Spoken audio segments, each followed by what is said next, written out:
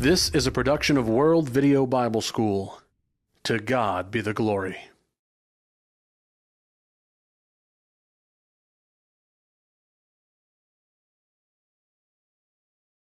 Various civilizations have come up with the answer to why God allows suffering and pain. For example, the Hindus believe that the law of karma says all actions of life today are the results of actions of a previous life. So if you're blind or live in poverty or are starving to death or have a physical deformity, or maybe you're an outcast or have any other social agony, these are all just the outworking of punishment for the evil deeds that you did in your previous existence. I guess everybody has always wanted to know about this. As a matter of fact, we even have a record of Epicurus way back in 325 BC asking about this. Here's the way he worded it. If God wishes to prevent evil but cannot, then he is impotent, means he is not powerful. If he could but will not, he is malevolent, which means he likes to do bad things to people. And then he says, but if he has both the power and the will, whence the evil? Means, why is there evil? It looks like God would have eliminated it, at least according to Mr. Epicurus. Well, we know that the Bible does give us answers about many things in our lives. As a matter of fact, it seems like even as far back as Job, the first book of the Old Testament, God was dealing with this very question. Job wanted to know, why am I suffering? And his three friends and another one came up and gave him all kinds of answers, none of which were correct. And so God begins to answer all these kinds of things. So even the book of Job, first book of the Old Testament, is about why suffering. I believe that James was the first book of the New Testament. If it was written between 44 and 46, which is very possible, then it also deals not directly with suffering alone, but it does deal a great deal with suffering, and not only why it's there, but how we're supposed to act in the suffering. So we may as well get used to the idea that there is going to be suffering. And so what we want to do is to look at a study of suffering from the viewpoint that will help us understand a little bit better. Number one, why it happens, what the problems are with it, and how we can deal with it. Let's look first of all at the causes of suffering. And I'd like to sort of give a little disclaimer here at the beginning, and that is that these are all from the Bible. These are all Bible answers. And so if the Bible is not the inspired Word of God, then of course there is no God, there is no Bible, and suffering is just one of those things that happens because you happen to evolved and got here. So there's no problem for people like that. Our question, however, is, if the Bible is true, why do we still have questions about suffering? Because the Bible gives us answers. Let's look at some of those answers. Number one of the reasons that there is suffering is because of personal sin. This actually causes much of the world's suffering. In Galatians, the 6th chapter, verse 7, the idea about what you sow is what you're going to reap. How do we really think that we can just go around and live any way we want to with drinking and drugs and having divorce for any cause, and that our physical bodies will not be hurt, will not be hurting our family, will not be hurting our children? That's living in a fantasy world. Personal sin definitely is a cause of much of the world's suffering. Now, if everyone went perfectly by the Bible, just think how much suffering there would be relieved by what we would be doing and practicing. Another reason, though, is because the sins of those before us that still affect us. For example, in Genesis, the 6th chapter, all of the people were killed in the flood except Noah and his family. Well, the parents' sins caused children, unless there were no children at the time of the flood, which apparently would be unlikely, but caused those innocent children to be killed in the flood as well. But it was the sins of the parents, not the sins of the children. Or today, when a mother gets hooked on some sort of drug and she is taking that while she is pregnant with the baby, and the baby is born hooked on the same drug? Obviously, the baby had nothing to do with that, and yet its mother caused him to have to go through all the suffering and the pain that would be there. So really, this is another one of the reasons that there is suffering today. A third reason is the sins of the nation. In Proverbs, the 14th chapter, verse 34, it says, "Righteousness exalts a nation, but sin is a disgrace to any people." And you know, today in at least our country, the courts are not convicting criminals, and it just allows them to go out and practice more evil. As a matter of fact, I have some statistics that have been collected about this kind of thing. We have found that in 35 states, in 128 localities, the court order says you must release criminals onto the streets of the town again. Now, sometimes they've been caught by doing something, but they were not convicted, and they have to take them back out there. Well, that's the way the law reads.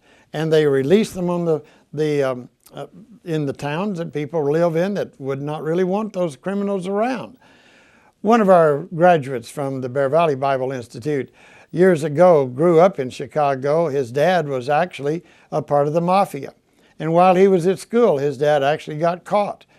But this graduate, after he graduated from school, went back to Chicago and worked in the very heart of this part of town.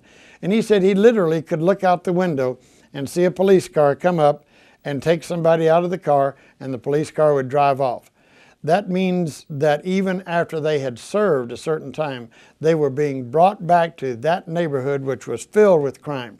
They actually had to lock their doors on the church building with 3 different locks.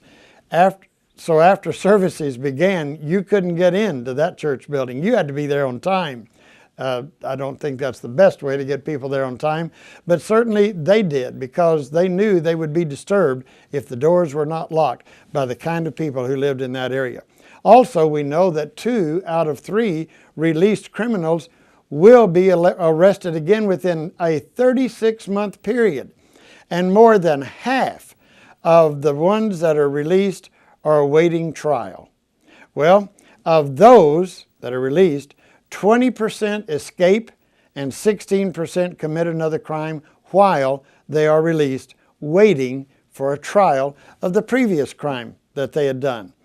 As a matter of fact, we also know that for out of every 100 serious crimes, only 5 criminals go to prison, where they serve an average of 1/3 of the sentence that they were actually given.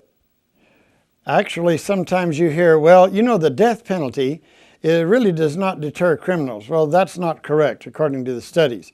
As a matter of fact, they actually have found out that the criminal personality, according to the study that was done, concludes that the fear of death is very strong and pervasive in a criminal's life. And it also says not only that, but when a criminal can spend 5 to 25 years appealing a sentence, and in some cases where he's even admitted guilt, well, he knows that it's going to be a long time before he actually is going to have to go to jail or to serve the length of time that he was given. Ecclesiastes 8 verse 11 says, "When the sentence for a crime is not quickly carried out, the hearts of the people are filled with schemes to do wrong." So certainly we see that the sins of a nation actually cause even more problems of suffering and pain by the wicked people who are really not punished properly. Another area we need to recognize is that women's immodest attire actually invites immorality. There was a study that was done in the Oregon Health Centers University in Portland, Oregon by Dr. Edward Scott, who is a professor emeritus of psychiatry there. And he was not using the Bible for this particular study, but I'd like for you to see what people that really are not even basing their beliefs on the Bible say about women's immodest attire. He did a survey of psychiatrists who have to deal with people that are coming to them with major problems all the time. And so he asked them this question, and how many of you agree with these various questions? Number 1, female attire that appears to the male to invite direct sex attention tends to increase the risk of sex crimes. 63% of them said yes, absolutely. Now, remember, these are psychiatrists. We've already looked at some statistics about those in psychology departments and noticed that a large number of them are either atheists or agnostics or care very little about the Bible. I don't know about these that were surveyed, but I'm saying that statistically, they're not very much oriented about what God says in the Bible. But they say, yes, women's attire is a problem. Second question. A male may interpret sexually teasing attire as uncaring and may result in thought of revenge against the female who brought on the distress, sometimes expanded to hostility against females in general. 85% of these psychiatrists said, yes, that's absolutely true. And then the third question he asked is, parents of young females who wish to minimize the risk of sex crime should consider what the girl's attire may be signaling as interpreted by males. 88% of them said, yes, absolutely. You see, we sometimes pay no attention to that. By the way, guess where this notice was put up? It was a little card with notices, of a notice, and it said, no person admitted unless properly dressed. Shorts must be knee length, no tank tops, no short dresses, no sundresses, no shirts with obscene language or pictures, no see-through clothing. Now, you probably would think that, well, that was at a Christian camp somewhere, which would be a real good rule for a Christian camp. No, this was in order to go into a jail. You could not go into this jail if you were not dressed according to the rules that they had posted there. I wonder why they had those rules. You see, they know what excites a lustful feeling in men. And sometimes it seems like parents do not know or do not care. And then when something happens to their daughter or to themselves, they wonder, why did God let this happen? This is one of the biggest tragedies in my life. We need to pay attention to things like that. Well, another problem, or another thing that causes the problem of suffering and sin, is the results of Adam and Eve's sin. Now notice what I did not say. I did not say we inherit Adam and Eve's sin. I said the results of the consequences of Adam and Eve's sin. Now let me show you what I mean by that. They were kicked out of the Garden of Eden, and because of that, they had no more access to the tree of life, which means the aging process began, diseases began, death came. One of the most disturbing things in our lives is the aging and disease and death. And yet, that is because of the sin of Adam and Eve. Read your Bible. Genesis, the 3rd chapter, 16 through 24. But also, pain in childbirth was multiplied. Now, I don't really understand that. We've had 3 children, and I didn't notice that much pain. Although I have been told that if men were the ones who had children, there would probably only be 1 per family because men would not go back through that much pain again. But whatever the pain was, it was increased because Adam and Eve sinned. It would not have been as much before. And then the third thing is that the ground was cursed and work became harder. If it had not been for the sin of Adam and Eve, work would have been easier. We would have had an easier life. Now, Adam still had to work in the garden. He was to till the garden, but it was not a hard job before the sin. So you see, even because of their sin thousands of years ago, there's a lot of suffering and pain that goes on today. We need to recognize you don't blame God for something they did. He warned them. They did it. They're suffering the consequences. We are too. Another area where suffering and death or suffering and pain has been very common is because of the sin of the pre-Noahic world. Now that means before Noah, before the flood, in other words. Now this is one that we have evidence for. It is not an absolute proven scientific fact. We've actually talked about this in 1 or 2 of our other presentations in this series. But let me suggest to you that if there was a greenhouse effect and basically everything around the face of the earth was pretty much the same temperature, do you know what differences that would make? Number one, there would be no tornadoes. I have a friend who one time said, if there were no trailer courts, would there still be tornadoes? But tornadoes come and destroy many, many things, even brick houses and large strongholds. Also, we would have no hurricanes. And also, the extreme changes in temperature that you see from extremely cold to extremely hot would not exist. As a matter of fact, there are many, many people today who are killed because of the extreme changes in temperature. I have here an article that talks about earthquakes kill tens of thousands in El Salvador and India. And here it says more than 1,000 people died in this one quake and 50,000 were left homeless. Again, I've got an article, and we sometimes don't get these in America. If you're in another place, you probably hear these more than we do. But this was off the internet. In Indonesia, there had been a tsunami that hit there, and they believe that there have been as many as 286,000 people around the Indian Ocean that were killed by that tsunami. And so it's very important that you and I understand that these things happen all the time, because if the world was different before the flood and it changed, these would never have happened. The sinfulness of the people back during Noah's time would be the result of this. And then, in addition to that, the water from the flood itself has caused great tectonic changes. Now, in Denver, where I live, a number of years ago, we started having earthquakes. Now, it's possible to have earthquakes almost anywhere, anytime, but we were not used to having them. And people began to try to investigate what's causing this. Well, up north of town, there was a place where there was a large hole that went down into the ground, and a particular group that was on that property was pouring liquid, and I mean millions of gallons of liquid down that hole just to get rid of it, because it went away and they didn't think anything about it.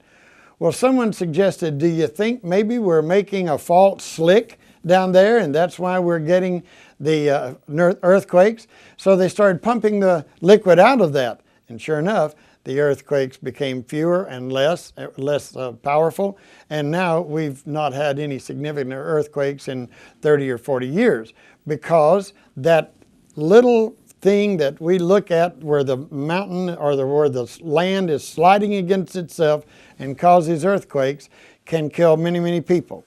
I have a recent article from the newspaper that says in the last year, before this one, 21,000 deaths were blamed on earthquakes. None of those things would happen if indeed the earth had been that which had a vapor canopy around it, protecting it, and it was pretty much the same temperature all the time, and if the evil people had not had to be destroyed by God with the flood, which the fountains of the deep burst forth and caused all sorts of tectonic changes on the outside of the earth. You see, even things like that are still coming around as a result of their sin and affecting those people who live on the earth today. Another area has to do with God's creating man with the power of choice and the earth with natural laws. Now, let me show you what I mean. When man violates the laws by his choice, whether he knew them or not, there's going to be some suffering that happens. But we cannot live in a world that doesn't have natural laws.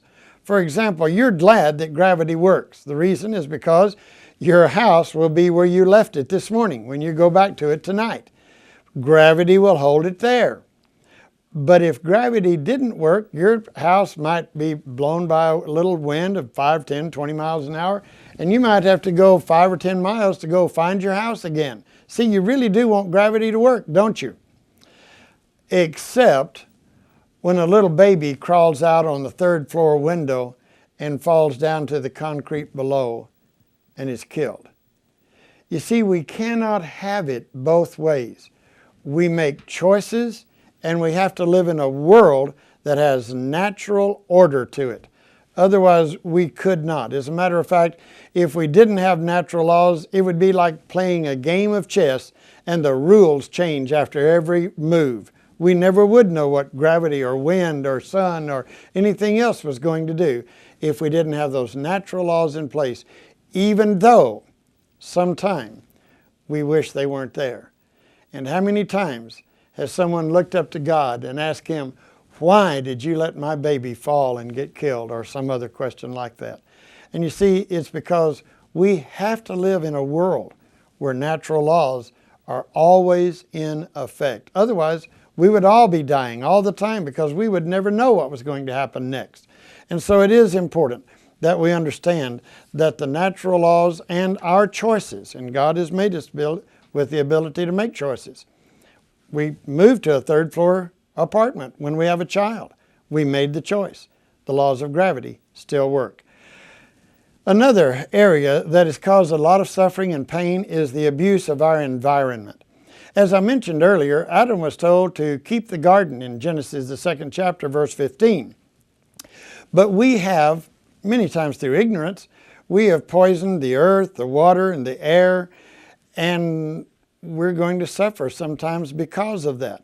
Now, that doesn't mean that we need to become a tree-hugging, earth-loving kind of person to become a radical of some sort, but it does mean we're responsible for taking care of the earth and the water and the air, because if we put poisons in it, if we put those things that harm us, we're going to suffer the results of that. And there's no reason to blame God for that. We did it, and so we just have to understand that we have to take care of it.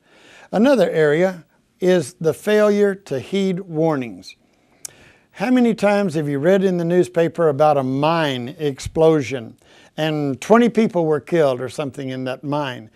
And the reason, after they investigated, is that they didn't do a certain thing which they were trained to do as a safety precaution.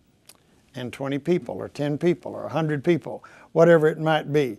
Or perhaps even the way that we drive. Here it is bad weather, we have strong winds, or we have lots of rain, or we have snow or ice, and we get out in our cars and we drive as if it were on dry pavement. And we slide off the road and go down and run into somebody, or we run off and hurt ourselves. How can we blame God for that? We did it. We didn't obey warning laws. We didn't use our good sense sometime. And, even ignoring healthy living habits make a question. And sometimes it actually causes us to be disabled. I know that there are many things that we do. We gain too much weight, we eat bad kinds of food for us, etc. But perhaps one of the most obvious things that's a bad habit is smoking. Now let me show you what happens if you quit smoking. If you quit smoking, within 20 minutes, your blood pressure and your body temperature and your pulse rate will drop back to normal. Within 8 hours, smoker's breath disappears. Now, those of you that smoke don't even know that you have a breath that stinks so bad it's unbelievable. Well, that's another problem. And the carbon monoxide level in your blood drops and the oxygen level rises to normal. Within 24 hours, the chance of a heart attack decreases. Not much, but a little. Within 48 hours, nerve endings begin to start to regroup, and the ability to taste and smell improves a little bit in 48 hours. And then within 3 days, breathing is easier. And within 2 to 3 months, the circulation of your body's blood improves. Walking becomes easier, breathing becomes easier, the lung capacity increases up to 30% in 2 to 3 months. And then within 1 to 9 months, sinus congestion, shortness of breath decrease, cilia that sweep debris from your lungs grow back, your energy increases. Within 1 year, excess risk of coronary heart attack is half that of a person who smokes regularly. Next, within 2 years, your heart attack risk drops to near normal. Within 5 years, lung cancer death rate for the average former pack-a-day smoker decreases by about half. Stroke risk is reduced. Risk of mouth, throat, and esophageal cancer is half that of a smoker. Within 10 years, lung cancer death rate is similar to that of a person who does not smoke. the precancerous cells have all been replaced with non-cancerous cells. And within 15 years, the risk of coronary heart disease is the same as a person who never smoked. You see, that's just one of the samples, and we could illustrate that with many, many, many things. But we don't pay attention sometimes to how important it is to live as healthily as we know how. And then, when something happens to us, what do? We say, why did God let this happen? God let this happen because He allowed us to do things that we chose to do, and we shouldn't have done it. Sometimes we ignore history. In one of our states here in the United States, there is a 16-floor hospital that is built on the very site of where another hospital was, but had been knocked down by an earthquake. Now, think about that, because they built this one without any earthquake provisions in it. The new one, I mean. When they rebuilt it, they did not prepare it for having an earthquake. Now, the fault that this was built on did not go away. And so someday, very likely, this is going to fall down. And there are going to be people who are hurt, there are going to be people who are killed, and people are going to shake their fist at the sky, and they're going to say, God, why did you allow this? Now, I know God doesn't do this, but it's almost like He wants to say, because you're stupid. Now, I realize God's not going to tell us that, although we really are acting that way when we pay no attention to history of things that we are almost sure are going to happen, and yet we do not make provision for it. Well, there are a number of things like this, and we could go on about causes. But let's move to another area, and that is there any value in pain? Is there any value in pain at all? Well, I think we recognize that there is. Pain is the body's way of saying, I need attention. When you hit your thumb with a hammer, you probably don't just keep on hitting your thumb with a hammer. Now, if you do, probably this series of lessons is not going to help you a lot. But you don't just keep hitting your thumb with a hammer. And the reason is because your thumb is hurting, and you don't want to do that anymore. Do you know that you could not survive if you had no pain receptors at all? If pain did not register in you, you would probably not make it to adulthood. Let me show you some examples. There was a boy who was born without sensitivity to pain in his skin, just in his skin. And he was a little boy, and he was playing over at his friend's house, and they got tired of playing. And so he backed up and just leaned up against something. In a little while, the other boy noticed he was smelling something. This little boy had backed up against an open stove. His bottom was literally being cooked because he could not feel pain. You see, when we touch something hot, we want to get away from it immediately. But he didn't, because he couldn't feel it. You see, you couldn't even live to adulthood if you didn't feel pain. Well, unless you were in a bubble of some sort, and we've all seen the movie or heard about the movie where the boy in the bubble had to stay there because he was so sensitive to germs and everything. But another one is similar to that. I know of a child who started having, well, he didn't start having pain, but there was something wrong. His mother took him to the hospital. His appendix had ruptured. He didn't know it. He didn't have any pain at all. And so had there not been other symptoms, his mother would never have known to take him to the hospital. They did remove the ruptured appendix and do all the necessary things so that he could survive. But the reason is because he could not feel pain. Now, even though I don't like pain any more than you do, if we didn't have pain, we could not live on this earth. Also, death is really God's way of keeping us from suffering when we no longer can live here realistically. I know that many times old people who have many physical or mental problems really do wish that they would just pass on, because they realize that they really can't do anything down here on this earth that they were used to doing or that they would like to do. Their body is shriveling up and wearing away, and God just says it's time for us to pass on. We need to be prepared for that time spiritually, but it's going to happen to all of us unless Jesus comes back first. And then another value of pain is through your suffering, painful experience, God can use you to minister to others with similar problems. You know, Jesus, it is said in Hebrews, the 2nd chapter, verse 18, "For since Jesus himself was tempted in that which he has suffered, he is able to come to the aid of those who are tempted." You see, the idea is that Jesus literally went through suffering, and he knows exactly what it feels like when we have pain. But there is a spiritual value to pain as well. You see, it helps us to realize that life will end. Now, in Hebrews, the 9th chapter, verse 27, we know the passage there talks about that there is going to be death and after that the judgment. Well, it's really not so much telling us that death is coming. I think most of us would have realized that before we read Hebrews 9. It's really comparing Jesus' one-time death, good for all time. And he's saying it is appointed unto man once to die. And Jesus just died once, and that was for our sins. But the idea is that it does help us to realize life will end. We know that we cannot continue on with all the pain and the suffering that can be given to the human body. Also, it helps us to realize we don't know when. I was one time speaking to a group of about 200 teenagers, and I said, "How many of you believe that you'll probably die before you're about 50 or 55 years old?" One kid raised his hand. I said, "How many of you think that you'll probably live to maybe 80 or 85? About 12 of those kids raised their hand. I said, "How many of you think that you'll be living to about 100 or more?" All the rest of them raised their hands. Now, if you're an insurance salesman, you don't want to go to a group like that because they don't think they have any need for it. But you see, what a lot of teenagers do not know is when they're going to die.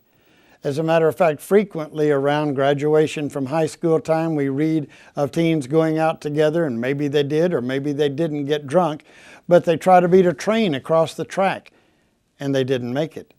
Or some other thing happens to them. We sometimes have football players, young football players who are as healthy as anybody in the world, all of a sudden stricken with some kind of thing. You see, this kind of suffering and pain helps us to realize we don't know when that we're going to die, and therefore we need to be ready all the time. Another thing that it does is it gives us the opportunity to demonstrate the noblest qualities that we're capable of. Because what we do is show our character through our suffering. Now, reputation, it's been said, is what you are on the best of times.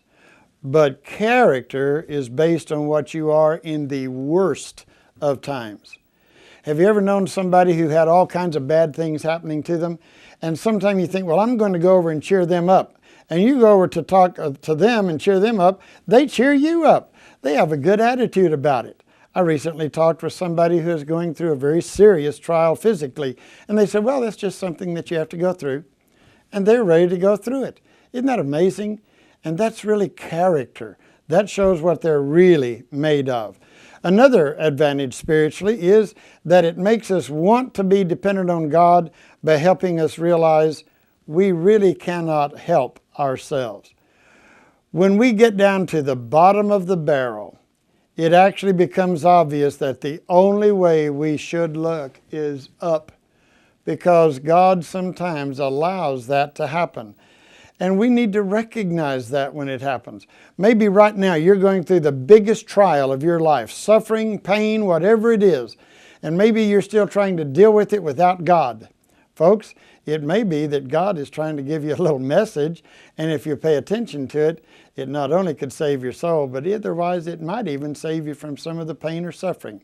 Not a promise, because God didn't really promise that Christians would not have suffering and pain, but He did say that He would help us to go through it. And you know what? We can come out on the other side of it even spiritually stronger. That's what James, the 1st chapter, is talking about when it says, "Count it all joy when you fall into various kinds of trials, knowing that the proving of your faith produces steadfastness or endurance or patience." And so we need to recognize that. Also, these kinds of trials that we have from time to time give us an opportunity to demonstrate the fact that God is really worth serving because of His nature alone, not just because of his blessings. Now, because of God's nature, he does give us blessings.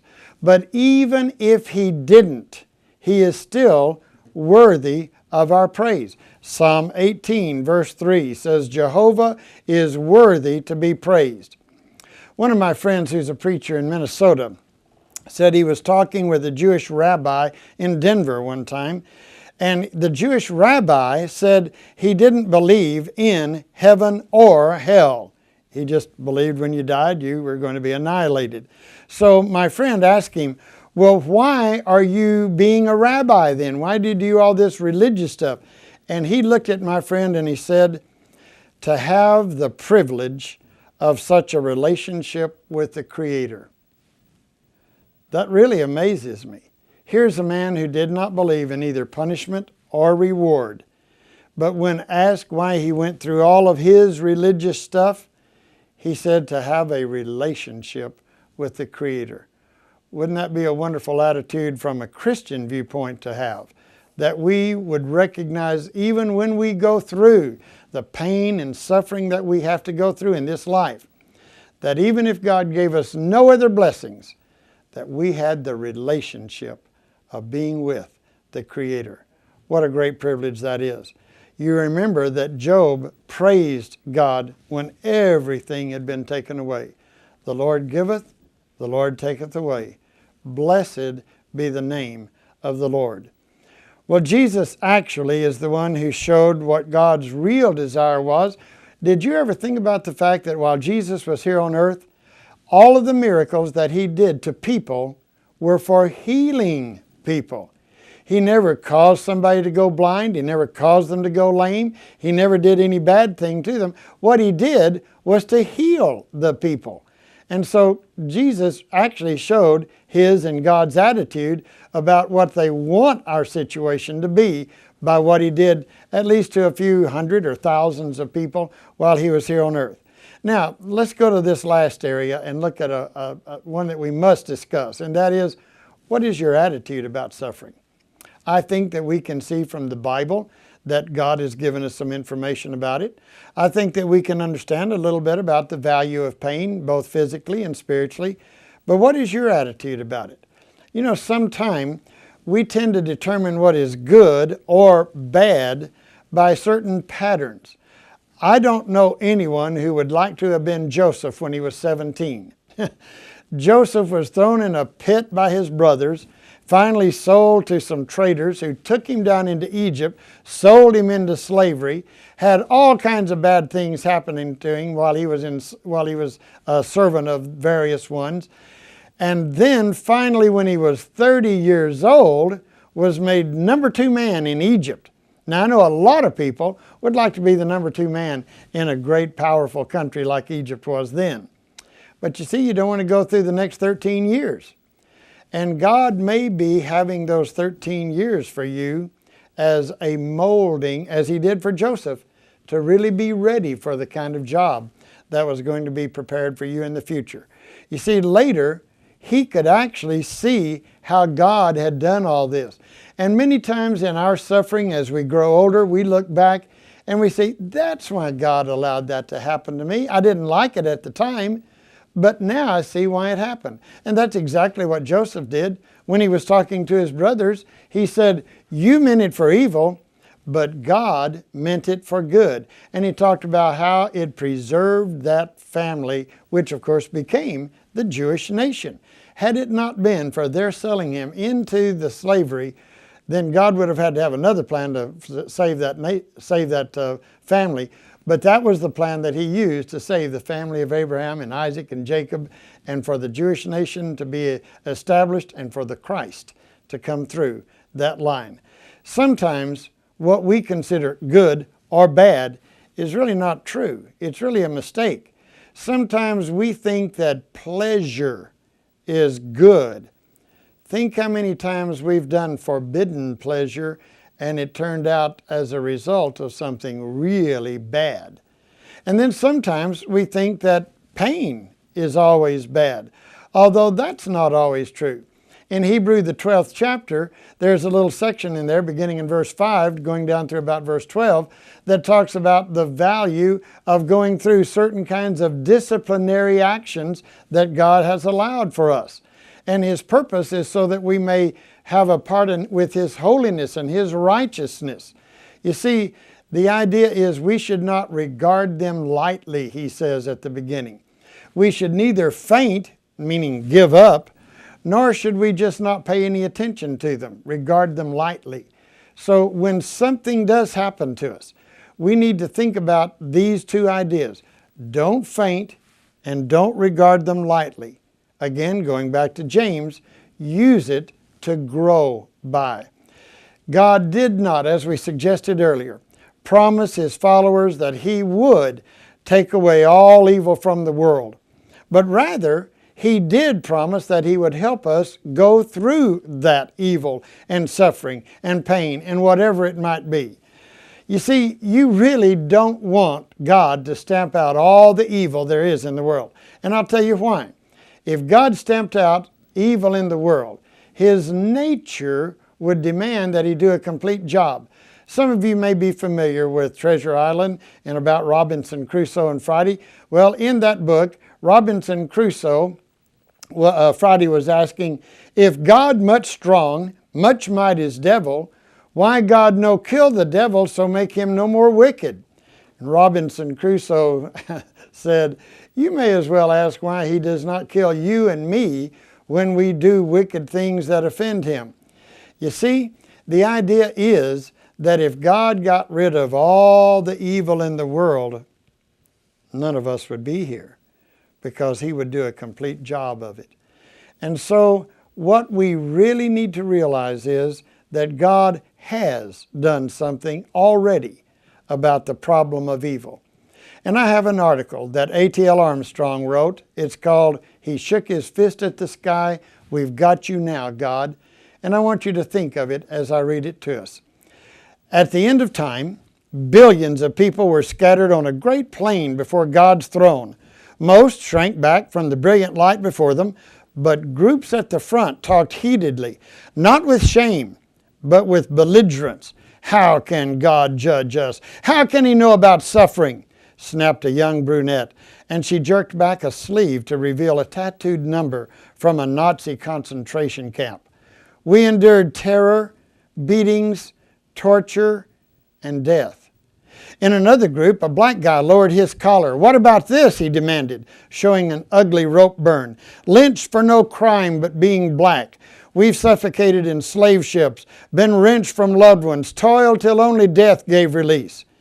In another group, a young girl stared with sullen eyes. On her forehead was stamped, illegitimate.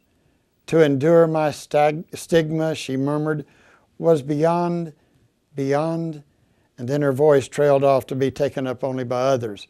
Far out across the plain were hundreds of such groups. Each one of them had a complaint against God for the evil and suffering He had permitted in this world of His. Oh yeah, God was lucky. He lived in heaven where all was sweetness and light, where there was no weeping and fear and hunger and hatred. Indeed, what did God know of what man had endured in this world?